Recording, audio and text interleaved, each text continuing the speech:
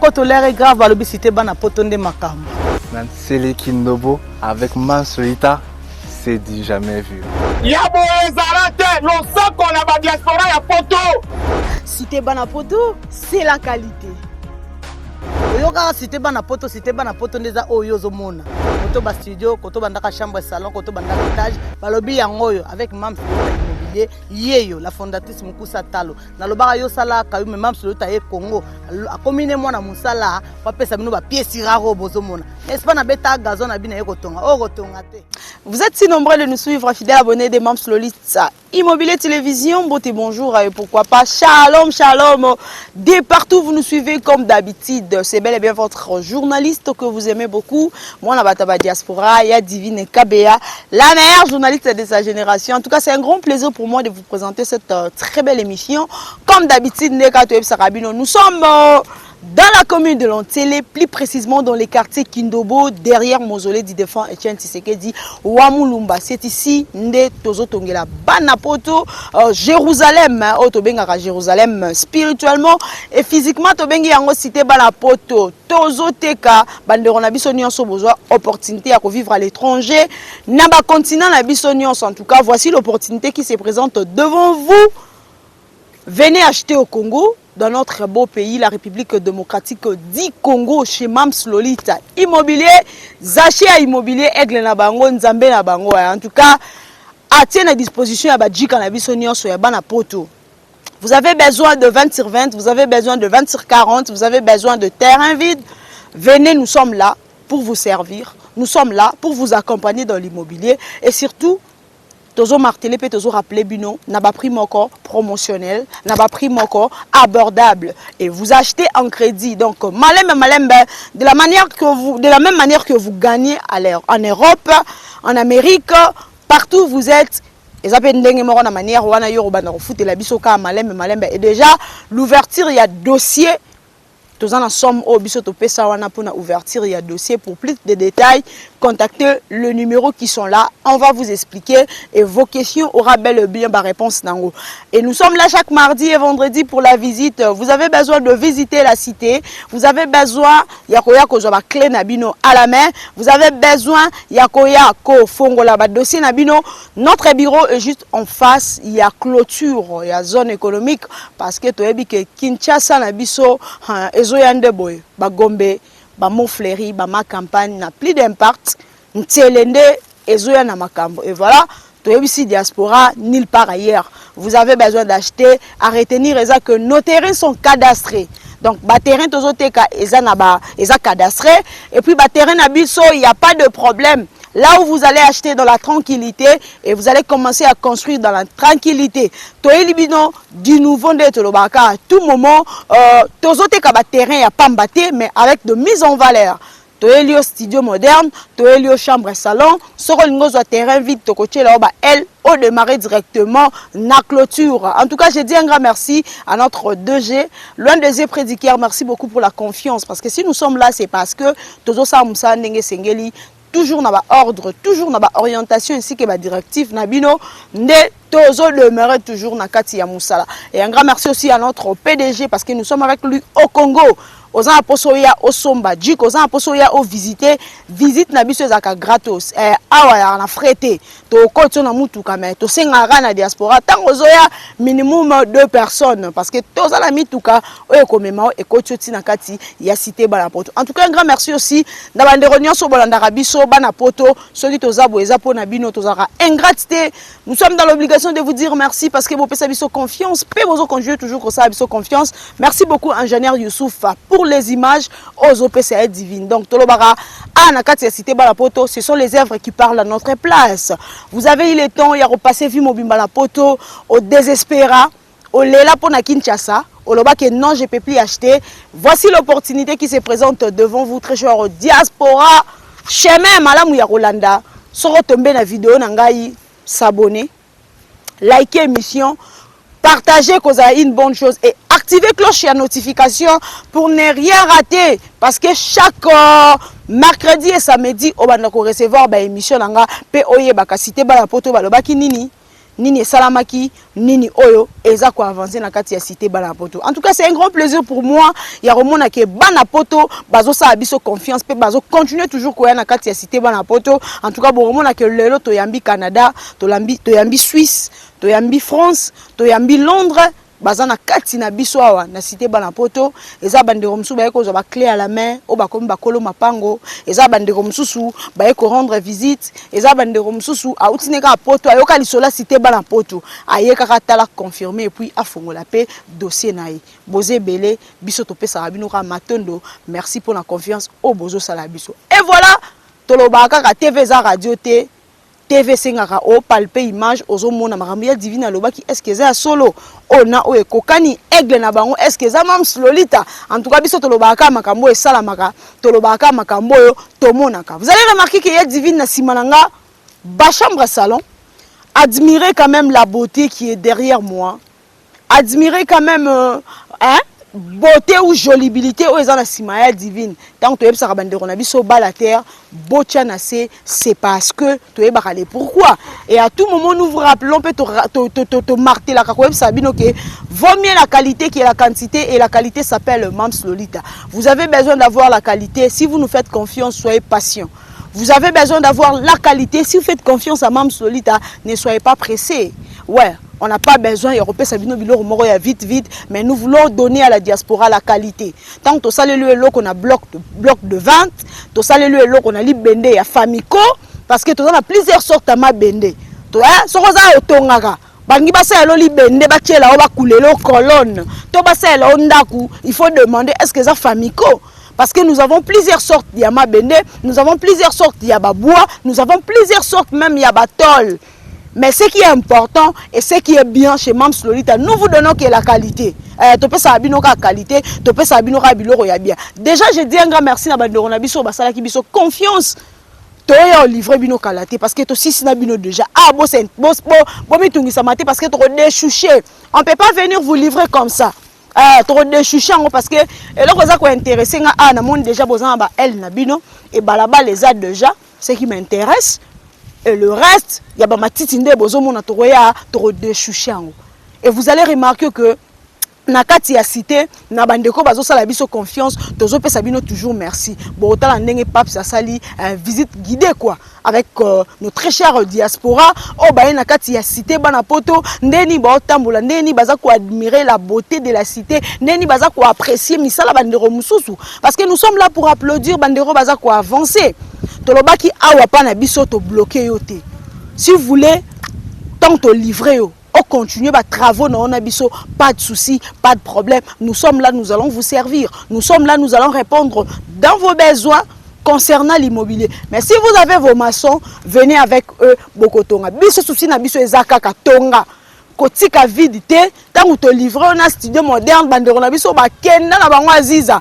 To bengi bino, s'il vous plaît, tozo rappeler bino. Boya. Bozonga botonga ko sundola studio moderne na yote ko zo pe tenter au sundola chambre salon na to lupangu na non tozo lutter contre batouana parce que toi na posa cité na biso la vie et comme visible toi na posa cité comme habitable parce que a ezande ba djika ba rovanda bana poto ba rovanda. Vous avez même remarqué que studio moderne no bande rebelle ba minimisaka studio moderne o bande rebelle ba lobaka pourquoi les espace bien na lupangu c'est pas hasard. Mams Lolita Sara et loro hasardé. Je vous dis à tout moment, projet moko, qui inspiré par l'aide du Saint-Esprit. Qui inspiré par l'aide de l'Éternel. Vous voyez aujourd'hui dans les images, comment est-ce que studio moderne, et comme on peut ça maintenant pour ça. Flat mobimbat. Imagine dans un poteau, na place où il y a kin, on soit peut-être temps et on fout à 1500, $2000, on fout en flat. Mais studio on est au service. Admirez quand même la beauté. Et nous avons des ingénieurs de qualité. Bota staff au bâtiment dans studio moderne. Toza ko embellir to ke nango tisuka, tinasi, tinati. Déjà to pesa merci na bandeko ba pesi so confiance yourself ba misala kitoko boy. To courir salami déjà na kati. Bon mon staff ezo salama. Caro eza na kati. To ke kota cuisine, c'est bon. To ke kota douche toilette, c'est bon. Donc admirez quand même la beauté de notre studio moderne. Bino moko boroka mo meto sala ngo to bakina bino malem bo pesa biso temps. Soki bo pesa biso temps, Tout ça, la bino marambo qui toko. Mais ce qu'on peut se tenter, malgré la longueur de la nuit, le jour apparaîtra. Français, bien ouais. La patience c'est un arbre amer, mais son fruit est délicieux. Donc, l'ingance ou fruit, il y a délicieux chez Mams Lolita, bas la terre. Tiana on a c'est. Yo mutoyebi que déjà pesa mbongo. Yo mutoyebi que Mams Lolita fois devoir yo quelque chose, bas la terre. Elle le fera. Ici, il y aura personne qui va pleurer que non, n'a zuité. Si on a dit que fongo la contrat, oh biso to senga na yo. Hein? Quand est le poto en aura ndé comme là, yo pe kende la onka bon jusqu'à ce qu'on soit. Quand est le poto en comme là, yo pe kende la onka bon. Bota no bablo akitoko esa manakata cité bana poto. Tous ça bandero ba pesi so confiance na maramba clôture.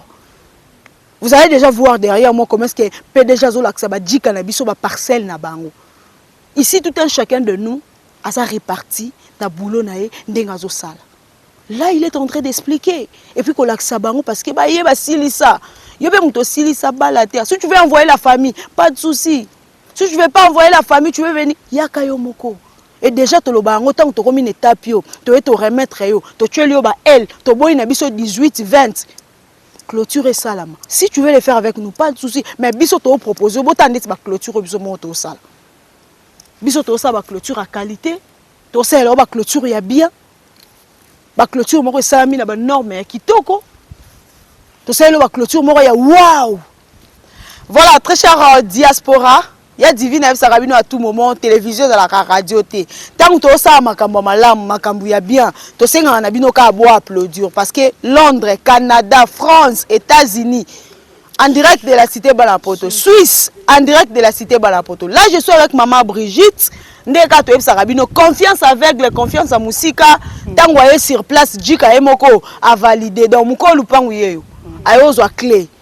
Suisse vraiment nakati ya cité Balapoto to remettre les clés aza très très heureuse à s'appelle vraiment la cité Balapoto. En tout cas maman Brigitte na bana poto bana Suisse bazolandao message no ko pesa na bango par rapport à cité Balapoto. Bon ngana opesa na bana Suisse boya cité pendeza kitoko. OK. Eza kimia mupepe ndela zala mupepe penza.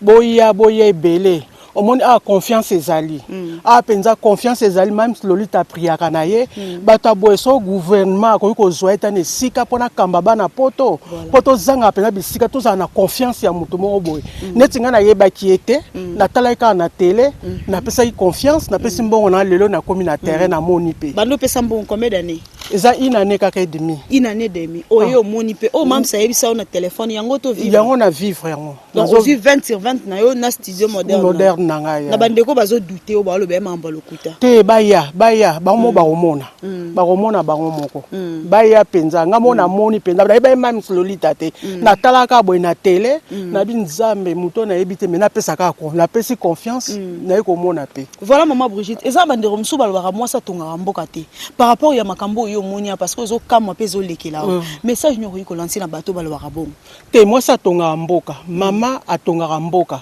so mama za na ndako pe kenda liboso na bana ozwa msto tongaka nde même Lolita tongi bo en tout cas nzambe apambola bakisile su mikolo pona yebike sito ezaka yango mota ko fongola mususu pona bana na biso bakoya pe bakosomba na ba cité wana parce que confiance ezali makampe monani en tout cas nzambe apambola ye na papa Freddy bakende liboso. Voilà maman Brigitte a influencé papa pona moni papa pe aza pembe na ya talaka faux pas moi so akosi makambo kishasa ndenge zalelaka mais na moni papa o sepe la papa a s'appelle vraiment la cité.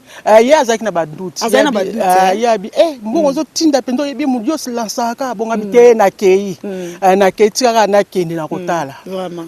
Ndenge na yepa monito ye amoni a s'appelle en tout cas moi na pas s'appelle pe moi na roya. Moi na pas s'appelle moi na pas somba. Voilà. En tout cas maman Brigitte, biso to pesi merci beaucoup pour la confiance au pesa ki biso au balobara loin de zé prédicateur. En tout cas ndenge moni ya divine message on a relancer en haut et ou c'est pas déjà na biso Mams Lolita zacher immobilier na lobango na tina donc na ko sa te aigle na bango aigle penza yo ba 100% atika boy ma Brigitte yo ba 100% donc confirmer qu'il y a aigle na bango ya bango 100%. Voilà donc nous remettons la clé pas maman Brigitte et puis toke kangango ensemble ko lopango félicitations. Merci donc penza poto na poto na Suisse boloba ndeni ndeti mombote na Suisse bonjour kaka. Bonjour kaka. Bon na Suisse français pe kaka. Voilà donc awa so lam kina tongo bonjour. Bonjour. Bonsoir. Anglais auto na bango ba.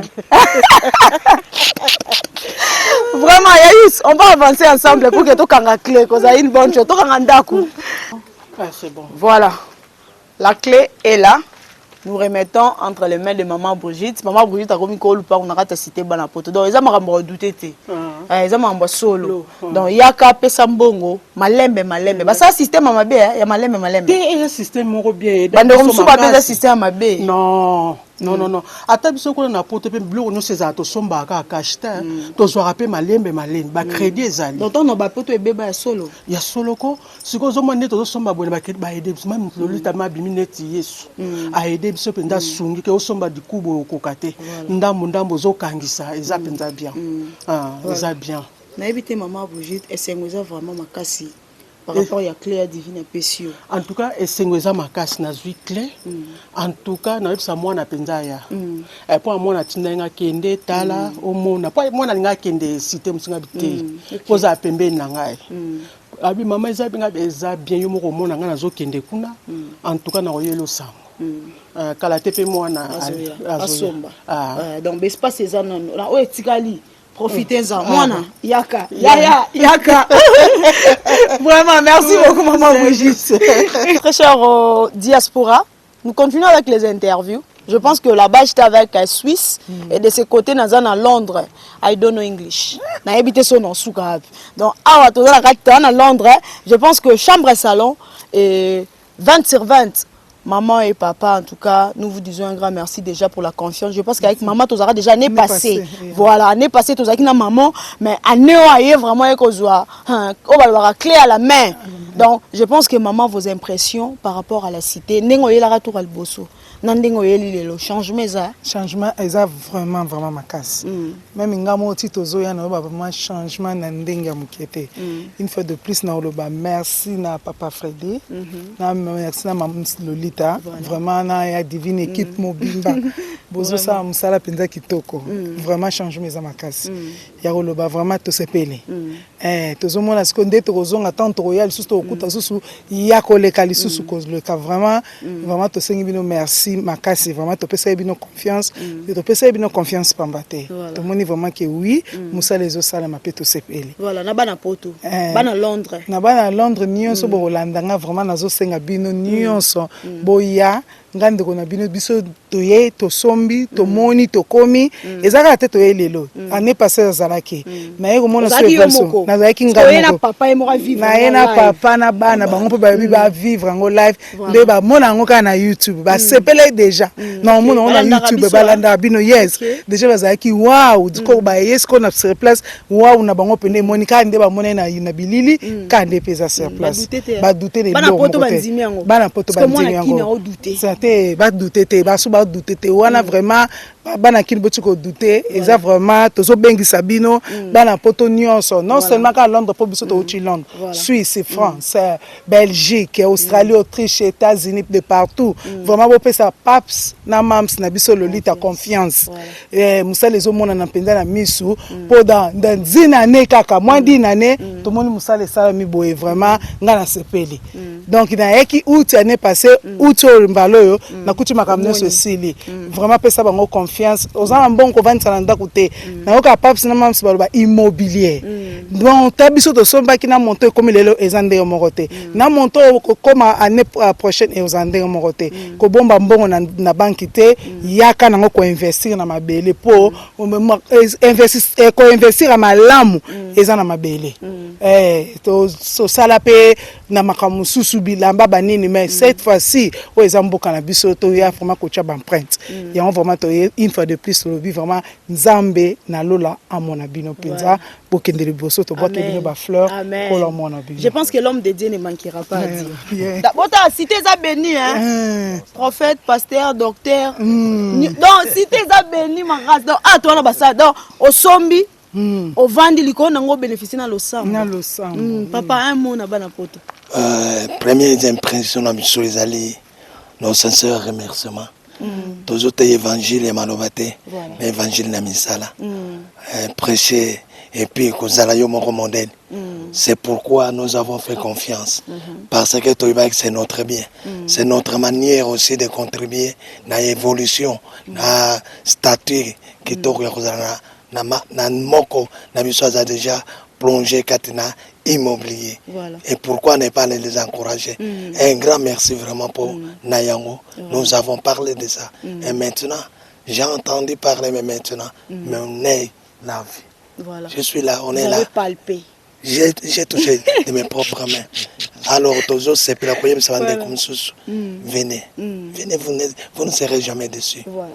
Comme Christ le dira, vous avez été guéris. Alors, maintenant, vous êtes bénis. Délivrés. Vous êtes bénis et délivrés. Voilà.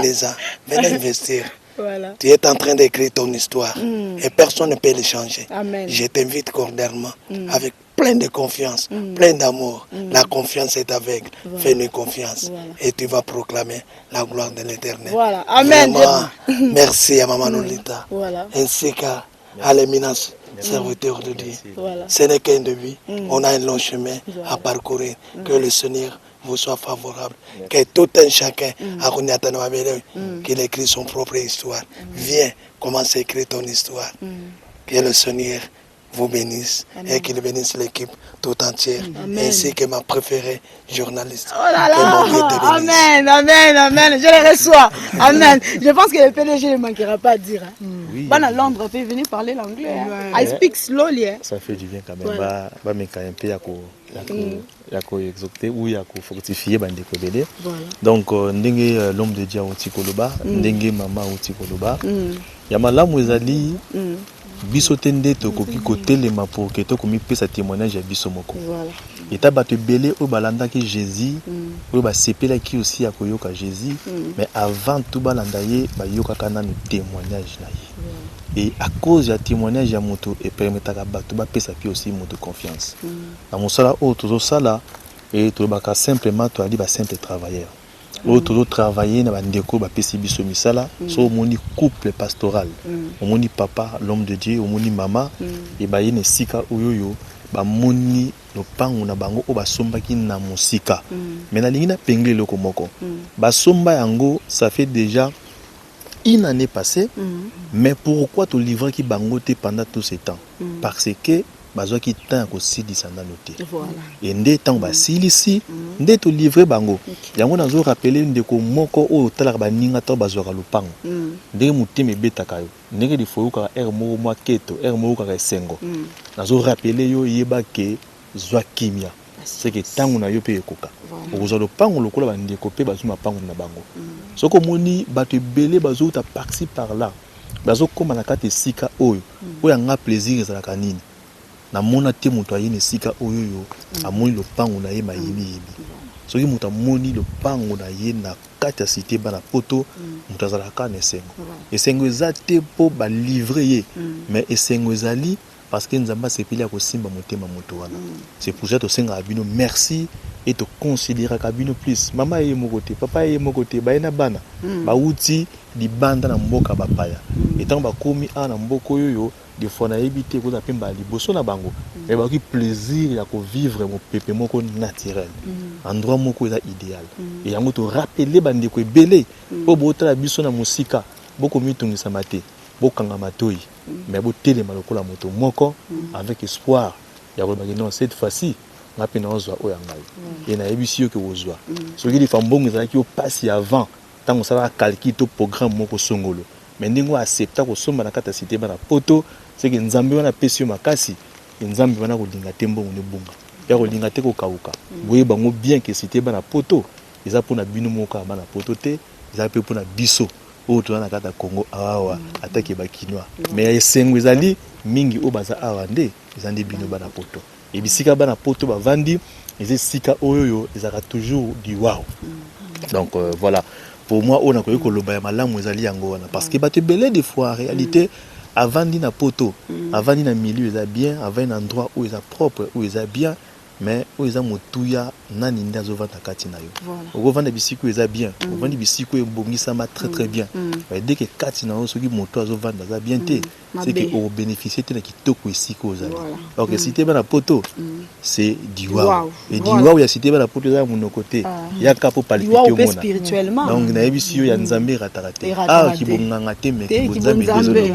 Donc voilà, na tiki maloba. Comme évangéliste munene. Na moninga na comme évangéliste munene. Voilà, je pense que my sister elle aussi. Hi. How are you? How are you? I'm fine. I'm fine. And you? I'm very fine. How are you living? I'm living very good. Hey, good. Yeah. How are you living?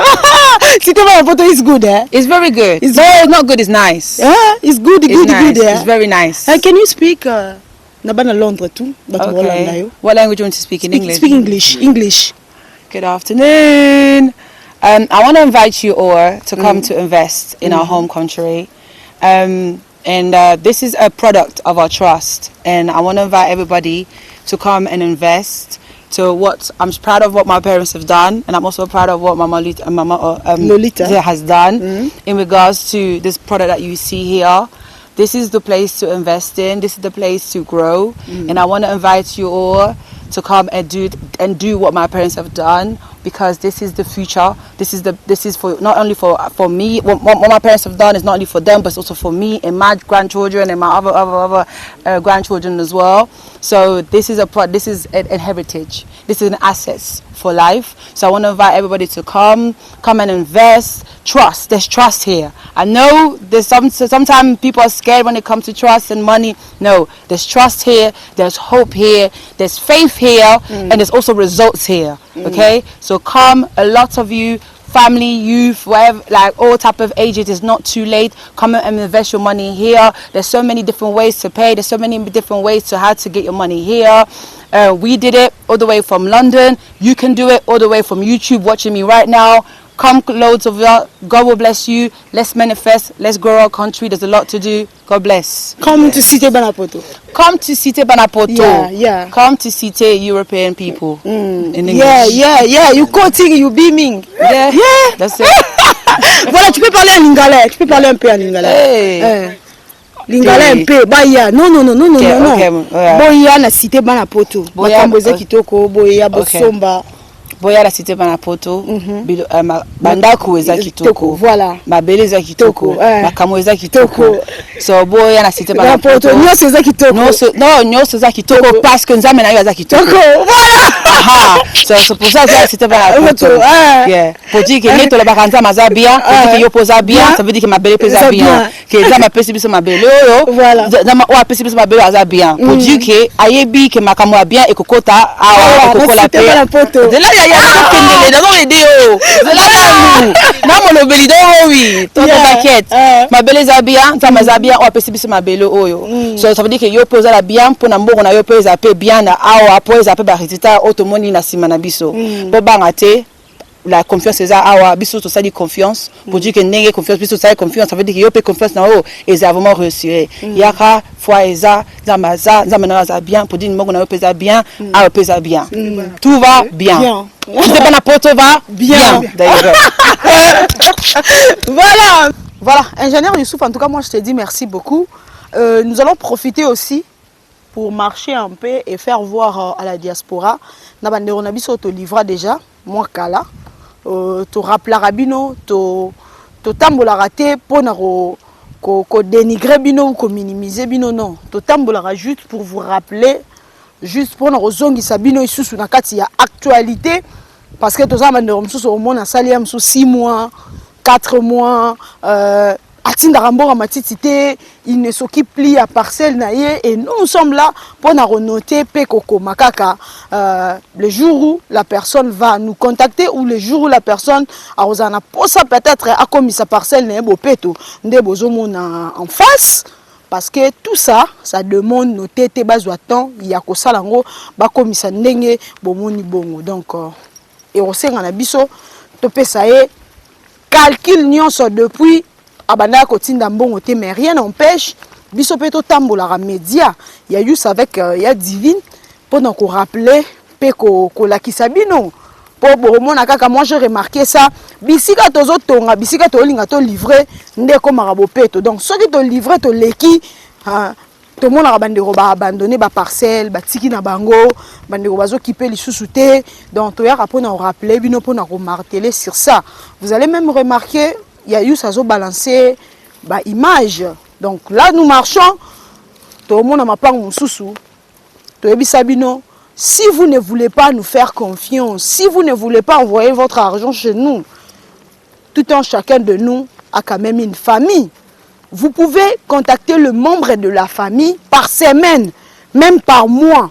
Bon, si on ne fait que par jour, pour que kataka matiti et que ça une bonne chose et que faciliter biso stage et que ça que tu éviter babiloko mususu, ba danger mususu parce que est-ce que matiti ça danger que ça la moins belé mais si matiti ça et que ça une bonne chose et que permettre même il y a divine atambola à côté même tina ba parcelle mususu.